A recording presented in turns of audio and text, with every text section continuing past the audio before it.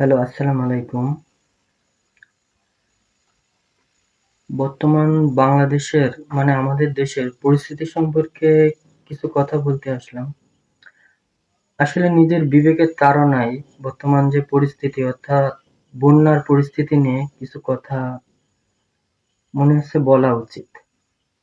বন্যা কেন হয়? বন্যা মূলত দুটো কারণে হয়। ১. প্রাকৃতিক কারণ, ২. মানবসৃষ্ট কারণ। এখন প্রাকৃতিক কারণে বন্যা হইতে গেলে অনেক বৃষ্টি হইতে হবে। অনেক বৃষ্টি মানে অতিমাত্রায় বৃষ্টি। এখন বৃষ্টি মাপার একটা মিটার আছে। কোনো এলাকায় যদি দৈনিক ৮৯ মিলিমিটার বৃষ্টিপাত রেকর্ড করা হয় সেই মিটার দিয়ে, তাহলে ধরে নেওয়া হয় সেইখানে অতিবৃষ্টি হয়েছে। এখন বাংলাদেশের প্রেক্ষাপটে ১৫ই আগস্টের পরে জুলাই মাসে কিন্তু বাংলাদেশে বৃষ্টিপাত খুবই কম হয়েছে। ১৫ই আগস্টের পরে অর্থাৎ ষোলো তারিখে হবে না, ১৭, ১৮, ১৯, ২০-এ এরকমও রেকর্ড করা হয়েছে বাংলাদেশের তিনটা জেলায়, লক্ষ্মীপুর, ফেনী, নোয়াখালী। দৈনিক বৃষ্টিপাত এরকমও রেকর্ড করা হয়েছে ৩০০ মিলিমিটারের উপরে বৃষ্টিপাত হয়েছে। তার মানে যেখানে ৮৯ মিলিমিটার বৃষ্টিপাতে অতিবৃষ্টি ধরা হয়, সেখানে ৩০০ মিলিমিটারের উপরে বৃষ্টিপাত রেকর্ড করা হয়েছে। তাহলে অতি থেকে অতি বৃষ্টিপাত এই তিনটা এলাকায় হয়েছে। আবার আরেকটা জেলা আছে, সেটা হলো কুমিল্লা, সেখানেও এরকম বৃষ্টিপাত রেকর্ড করা হয়েছে যে সেখানে একদিনে ২০০ মিলিমিটারের উপরে বৃষ্টিপাত হয়েছে।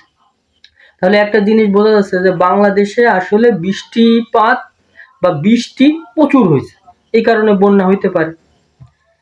কিন্তু তাই বলে যে একটা টিনের ঘর বা একটা ঘর, একতলা ঘর পুরা ডুবে যাবে এরকম বৃষ্টিপাত কি আসলে হয়েছে? সেটার উত্তর কিন্তু হবে না।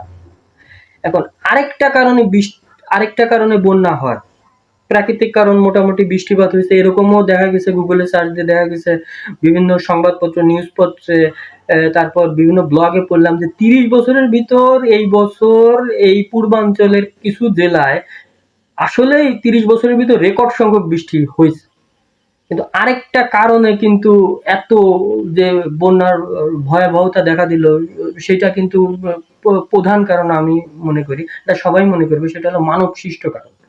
এখন মানব সৃষ্ট কারণটা কি? মানব সৃষ্ট কারণটা হলো ১৯৭১ সালে বাংলাদেশে ১৯৭১ সালে বাংলাদেশে আপনার নদী ছিল প্রায় ১৫০০-র মতো। গুগলে সার্চ দিয়ে দেখতে পারেন। বর্তমানে বাংলাদেশে নদী আছে কমতে কমতে ৭০০ নদী। তার ভিতর ২০০ নদীতে ভালো পানি আছে, বাকি ৫০০ নদীতে কিন্তু তেমন একটা পানি নাই।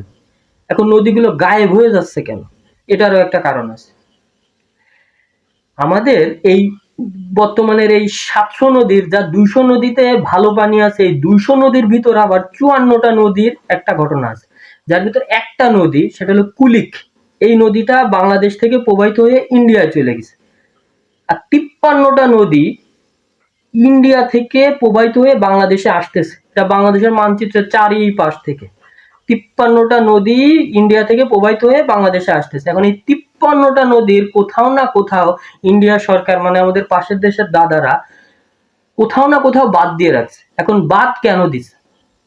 বাদ দেওয়ার তাদের প্রধান যুক্তি হলো এই বাদ দেওয়ার মাধ্যমে তারা জলটাকে বাধা দিয়ে জলবিদ্যুৎ কেন্দ্র বা পাওয়ার প্লান্ট তৈরি করে, সেখান থেকে তারা বিদ্যুৎ উৎপাদন করে।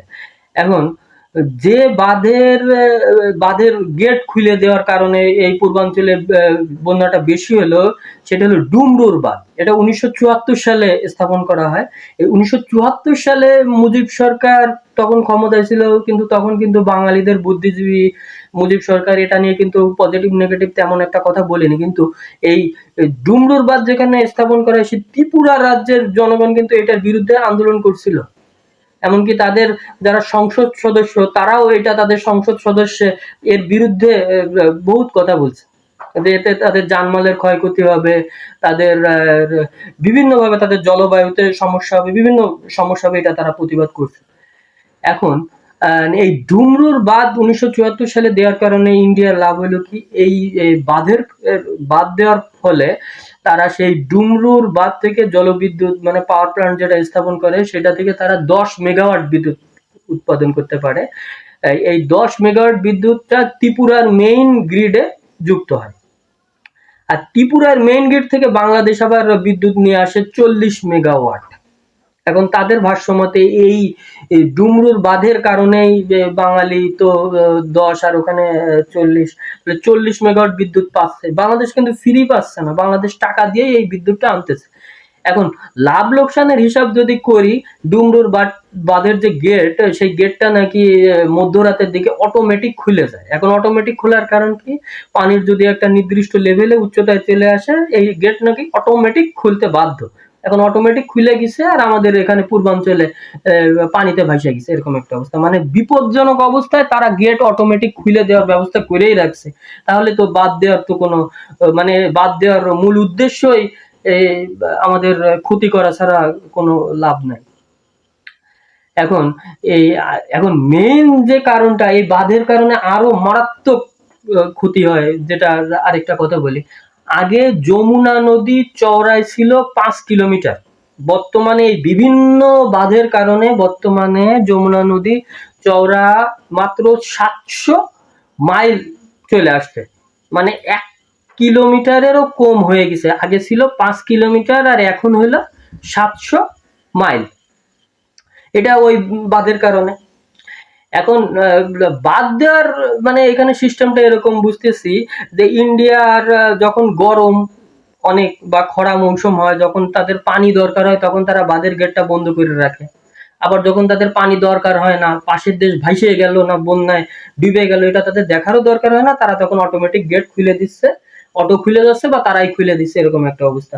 মানে প্রাকৃতিক যে মানে প্রাকৃতিক যে ধারা, নদীর যে ধারা, সেটাও তারা বিঘ্ন ঘটাচ্ছে। আর এই বিঘ্ন ঘটার কারণে যে প্রাকৃতিক যে দুর্যোগগুলো হচ্ছে বা পাশের রাষ্ট্র যে কি বড় ক্ষতি হচ্ছে সেটা তারা লক্ষ্যও করতেছে না, সেটা তারা কর্ণপাতও করতেছে না।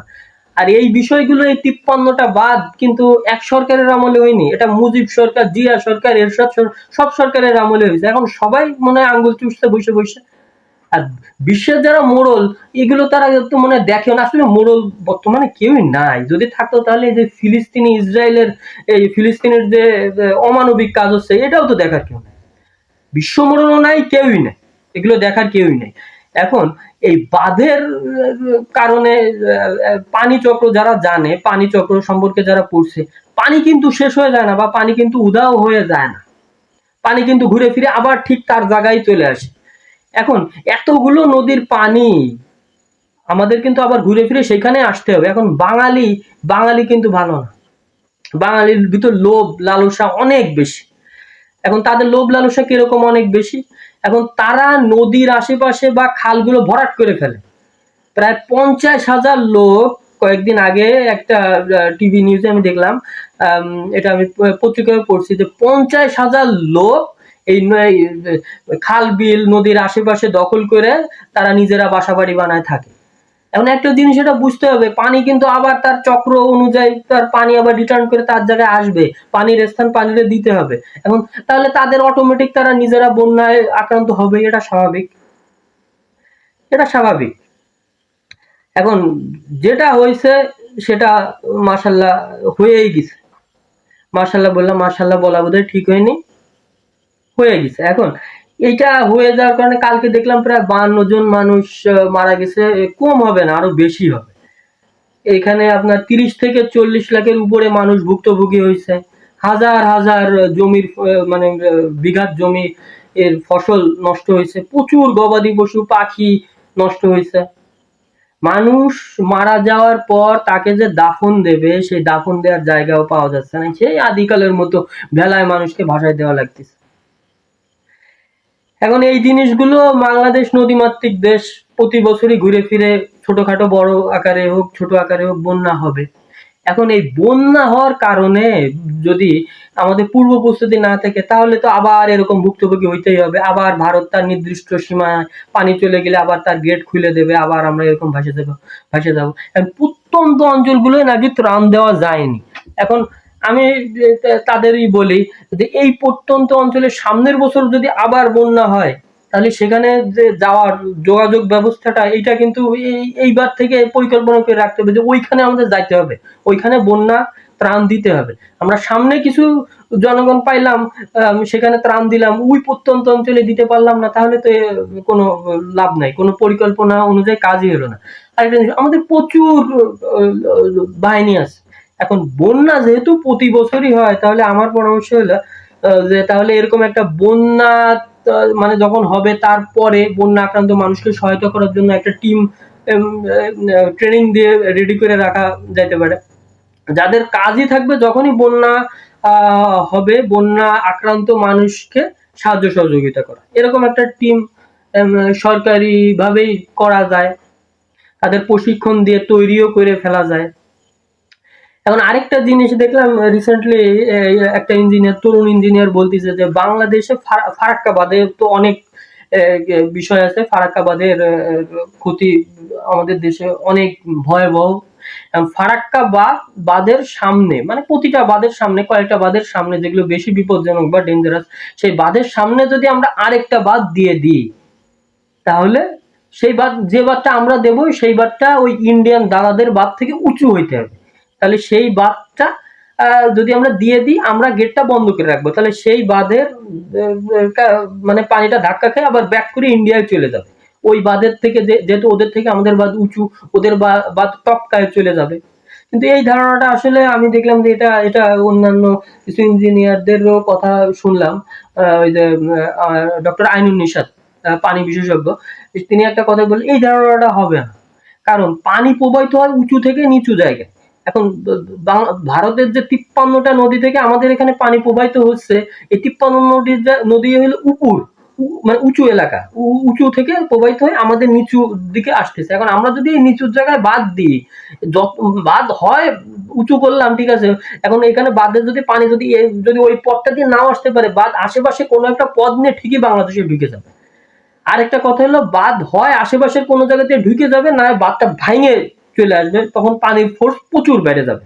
কারণ আমরা নিচু জায়গায় আছি আর তারা আছে উঁচু জায়গায়। এখন এটাও যদি সম্ভব না হয়, তাহলে বাংলাদেশের উচিত যে আন্তর্জাতিক মহলে এইটা নিয়ে যোগাযোগ করা।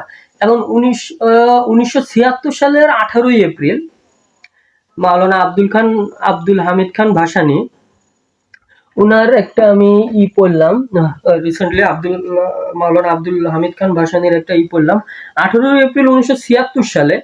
উনি এই পানির এই বাঁধের কারণে বাংলাদেশে যে ভয়াবহ দুর্যোগ হইতে পারে ফিউচারে, যেটা বর্তমানে আমরা এখন ভুক্তভোগী হচ্ছি, এটা অনুধাবন করে উনি এই রাজশাহী থেকে শিবগঞ্জে একটা লং মার্চের আয়োজন করেন। উনার তখন প্রচুর বয়স, প্রায় 80 বছরের উপরে মনে হয় ছিল। উনি রাজশাহী থেকে শিবগঞ্জে প্রায় 60 কিলোমিটারের উপরে উনি হাইটে হাইটে চলে যায়। ওনার সাঙ্গপাঙ্গ ছিল প্রায় লাখের উপরে। তারা ওনারা নেতা মনে করতো না, নেতার উপরে মনে করতো। তারা তাদের মাওলানা আব্দুল হামিদ খান ভাসানীর সাথে সায় দিছিল। তখন আন্দোলন হয়েছিল, তখন আন্দোলন হয়েছিল, কিন্তু এই আন্দোলনেরও ফল পাওয়া যায়নি। ফারাক্কাবাদ যখন দিল, ফারাক্কাবাদ দেওয়ার প্রধান কারণ ছিল ইন্দিরা গান্ধী মুজিবকে বলছিল যে আমরা আসলে এই পানিটা আটকায়, কলকাতার ওইদিকে পানি কমে গেছে, ওইদিকে আমরা পানি নিয়ে যাব। এজন্য 1.5 মাস আমরা ফারাক্কাবাদটা রানিং করে দেখতে চাই যে এটা হয় কিনা। এখন তারা সেই 1.5 মাসের কথা বলে, সেই এখন প্রায় 40 বছরের উপরে হয়ে গেছে, কিন্তু সেই ফারাক্কাবাদ রানিংই আছে, বন্ধ করার আর কোনো নাম নাই। এখন আমাদের দেশে যে সরকারই আসুক, তাদের উচিত এই জিনিসটা আন্তর্জাতিক মহলে চাপ দিয়ে বলা যে আমরা অসহায়, গরিব একটা দেশ। এমনি আগের যে সরকার ছিল তারা লুটে পিটে খাইছে, ভালো কথা। এখন এই বন্যার কারণে যদি এরকম ফসলের, ঘর বাড়ি, জানমালের এরকম ক্ষয়ক্ষতি হয়, তাহলে আমরা আসলে টিকতে পারবো না। এটা আন্তর্জাতিক মহলেরও যারা মোড়ল আছে তাদেরও বোঝা উচিত। আর এখন যদি তারাও না বুঝে, আমাদের আসলে যাওয়ার জায়গা থাকে না। এখন যাওয়ার জায়গা একমাত্র আল্লাহর কাছেই বলা, কারণ আল্লাহর কাছেই বিচার দেওয়া ছাড়া মনে হয় উপায় নাই। এখন বর্তমানে যাও এই 1-2 দিনে একটু রোদ উঠছে, আবহাওয়াটাও ভালো হচ্ছে। আল্লাহর কাছে আমরা দোয়া করতে পারি যে পরিবেশ পরিস্থিতিটা আল্লাহ তুমি ভালো করে দাও।